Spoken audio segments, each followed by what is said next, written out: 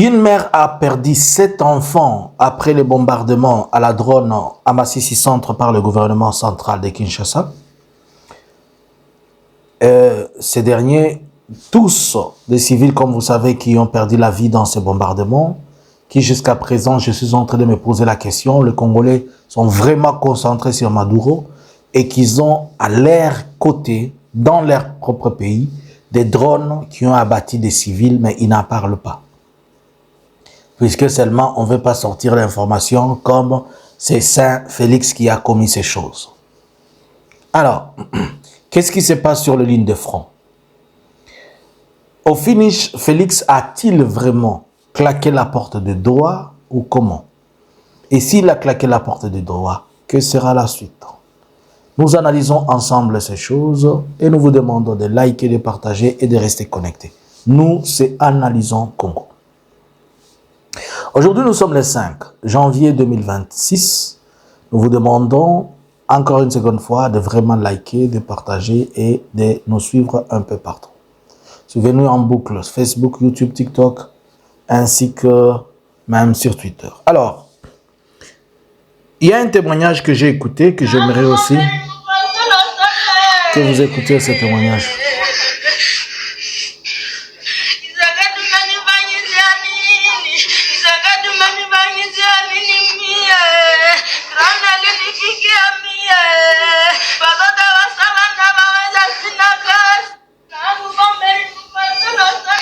La maman oyo azole la drone na Masisi Centre.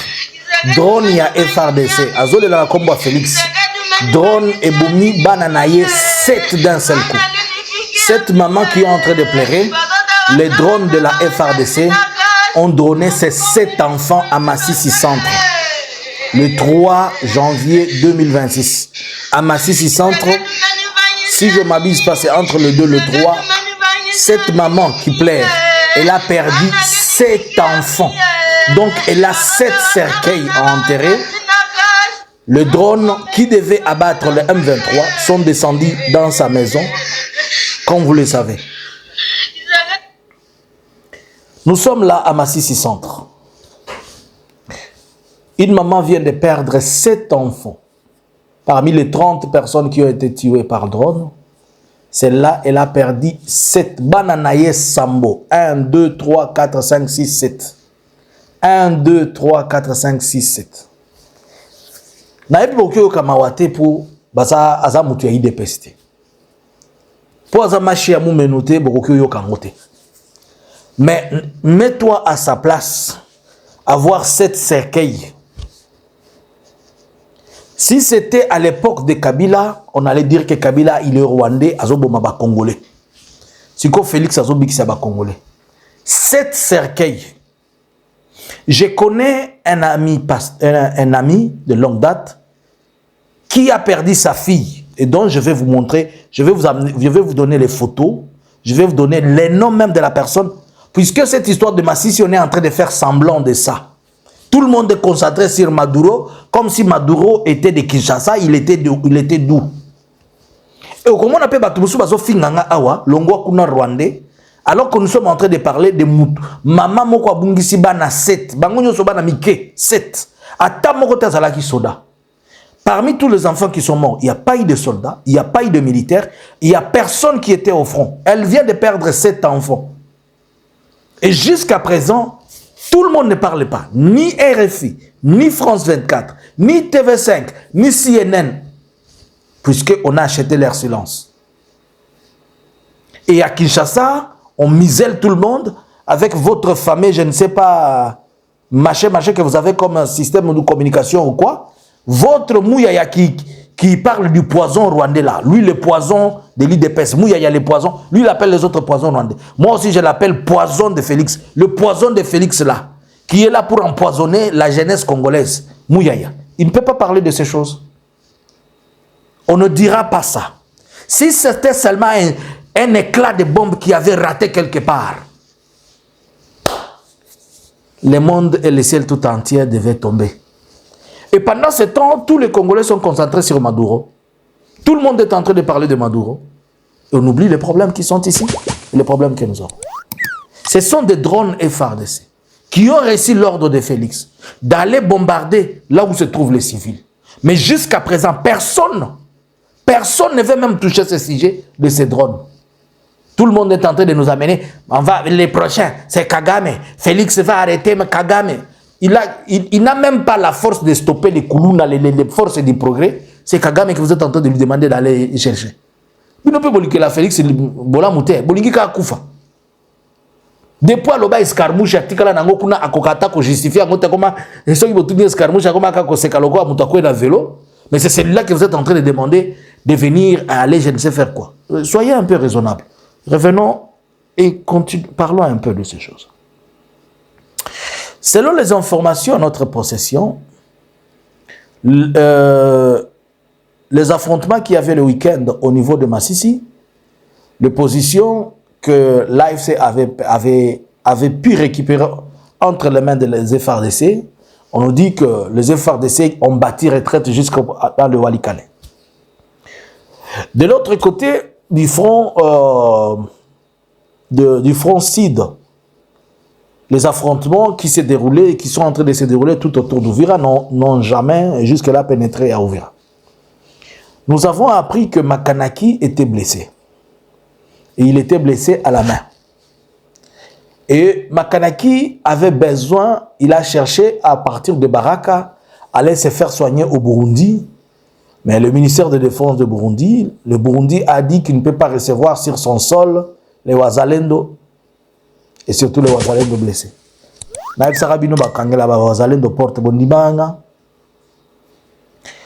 Maintenant, je vais poser la question aux Wazalendo. Par la même occasion, Yakutumba aussi est en train de faire repli. Il est aujourd'hui vers Suima, je pense, au moins à 40 km de Baraka, c'est-à-dire il a été bâti et c'est pourquoi il est rentré. C'est lui qui faisait aussi quelques résistances. Bandoukou ba Wazalendo binata ba uliza. Makanaki alipata bale kumukono. Makanaki il faut atunziwe. Mais kwenye aliendea alikimbilia Baraka. Jua pate matunzo. Mais ikaonekana qu'il faut aende wapi, aende tunziwa Bujumbura. Mais iko natafuta kupitia kutokea Baraka aende Bujumbura, mais viongozi ya nchi ya Burundi wanasema hawezi mpokea wala hawezi pokea mzalendo wote kuya mwingine hapo wala kia kujitunzisha. Mimi nataka bauliza. Burundi ikingali alie wenu wala haiko alie wenu? Swali ya pili. Kama banaweza katala kutunza Makanaki na Nalumia Kifula we. Na Makanaki njo iko parmi bale banakuwa na jigamba bonjo ba jemadari. Bana mboka. Sinde bango wana. Pour ceux qui n'ont pas compris, il y a un général autoproclamé qui s'appelle Makanaki, c'est un Mouzalendo. Et le fameux Makanaki, il a été blessé à la main par au niveau des affrontements, au niveau de front. Et ce dernier a replié jusqu'où c'est. Il est au niveau de Baraka, en train de se faire soigner, mais ses blessures demandent à ce qu'il reçoive des soins appropriés. Et pour ce faire, il veut entrer au Burundi pour aller se faire soigner, mais on a refusé qu'il aille là-bas. Mais toute la question maintenant que je vous pose, comme on a refusé à Makanaki, vous les simples Wazalendo de 2 balles là, Makanaki est reconnu comme un général et appuyé par la FARDC, et la FARDC, 2 fois il lui donne des munitions, 2 fois. Maintenant toi, ta jambe là qui va recevoir des éclats, toi, ton ventre là qu'on va ouvrir, pourquoi tu vas mourir?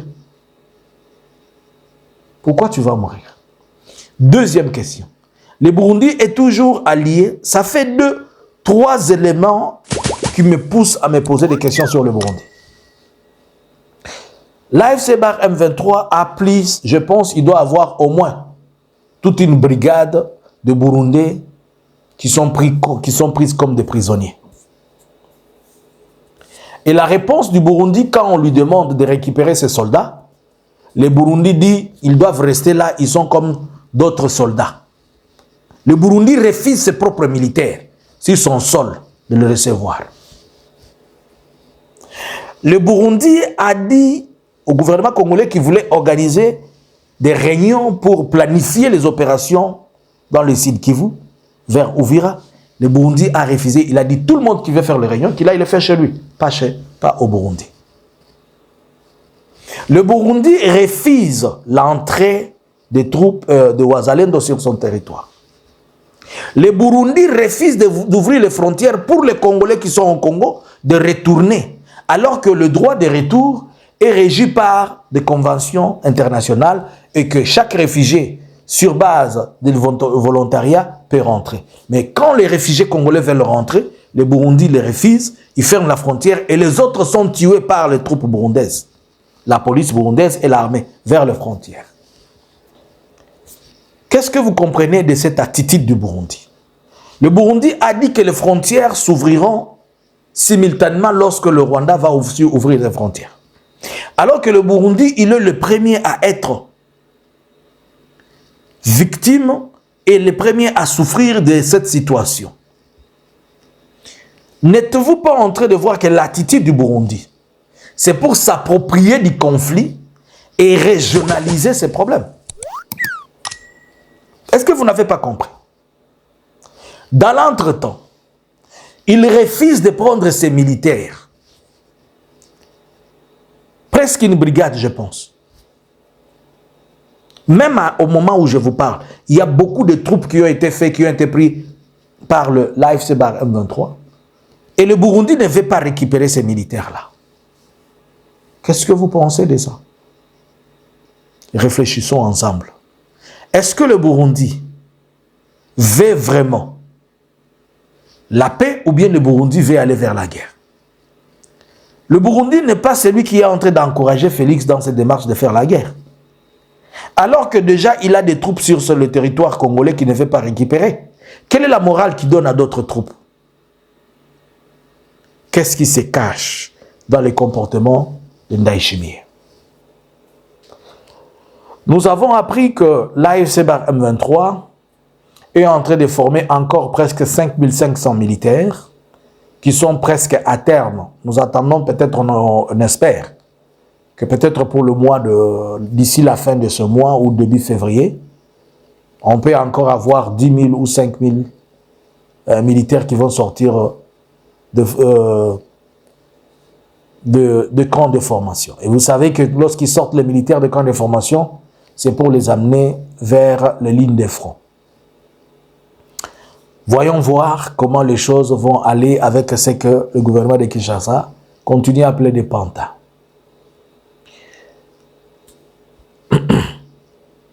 Je me pose une question et je veux qu'on réfléchisse ensemble. Est-ce que Félix a totalement fermé la porte de Doha? Point d'interrogation. Mais tout porte à croire que Félix ne veut plus de Doha, puisque il a cru que Doha devait l'aider. Aujourd'hui, nous sommes au mois de janvier, non? Quand il y a eu la conférence de Paris, au mois de décembre, il avait certifié que l'aéroport de Goma sera ouvert. Il est même parti dans un conseil des ministres dire aux gens de s'apprêter pour la réouverture de l'aéroport de Goma. Mais hélas, fin décembre est arrivé, ni ouverture de l'aéroport, ni signalisation quelconque, et l'AFC M23 avait demandé que la question devrait être discutée avec lui. Et l'endroit où on discute de ces choses, c'est à Doha. Toutes les manœuvres que Félix et les manipulations qui voulaient recevoir de la part du Doha vis-à-vis de l'AFC M23 ne sont pas accordées. L'ouverture de la frontière, non. Le retour des troupes, les retraits des troupes de l'AFC et sortir de Goma, Bukavu et tout ça, il ne les a pas obtenus malgré tout ce qu'il a fait comme pression, comme lobby. On lui a dit respect de X et Y. On arrive maintenant au chaud de l'histoire, Uvira. Il demande que Uvira lui soit retourné. Non. Quelque chose que les gens ont pris à prix de sang. Toi, comme tu es le bébé gâté de tes parents, et tu penses que la vie tout entière va obéir à toi, tu vas faire l'incompréhension des choses comme Maduro et faire l'inverse. Quand on vous le demande, vous voilà, vous commencez à crier. Maintenant, vu que pour lui, les Qatar commencent à être comme non allié. Puisque, si je comprends la logique de Félix, il ne cherchait pas un médiateur, il cherche un allié partout où il va. Il était en Angola, pour lui, c'était d'abord Lorenzo devait être un allié qu'un médiateur. Et Lorenzo a refusé de jouer au poste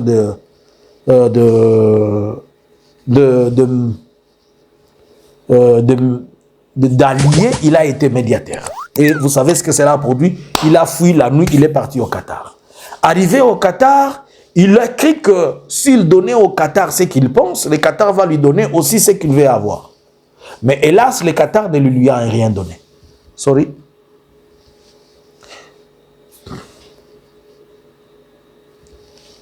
Cela l'a poussé juste à se poser des questions. Maintenant sur le Qatar. Devra-t-il continuer avec le Qatar ou bien il pense que le Qatar est dans la main de l'AFC? Par contre, les Qatar n'ont plus aussi à dire à l'AFC que l'AFC, si vous êtes attaqué, vous avez le droit de vous défendre. Alors que Félix ne veut pas que si l'AFC se plaint par rapport au comportement sur terrain de Félix, que cela lui soit demandé. Il ne veut pas. Il veut que lui bombarde, que le médiateur se taise. Il veut qu'il bombarde, que le médiateur se taise. Mais quand le médiateur parle, ça le dérange. D'après ce que nous avons entendu, il y a eu plusieurs lettres qu'on a envoyées au médiateur à ce sujet-là. Alors, quelque part, Félix dit que non, le Qatar, il est déjà corrompu. Il y a des rumeurs qui disent qu'il est en train de choisir les Émiratis comme son nouveau allié, bla, machin, machin. Mais moi, je me dis, si je me base sur cette rumeur-là, je dis que si Félix choisit les Émiratis à la place du Qatar, il n'a rien fait. Ce n'est pas puisque les Émiratis ont certains projets en RDC, de même que le Qatar a aussi des projets, et il ne faut pas oublier que s'il fait ça, il est en train toujours de se faire embrouiller, puisque les Émiratis achètent l'or du Rwanda. Le Rwanda achète l'or et prend l'or du Congo dans les raffineries. Ainsi donc, à la fois, l'or du Congo que le Rwanda raffine va aux Émiratis de Dubaï, les Émirats Arabes Unis, Dubaï et consorts, et il va aussi à Doha chez les Qataris. Donc, il revient toujours dans les cercles qu'il est en train de fuir.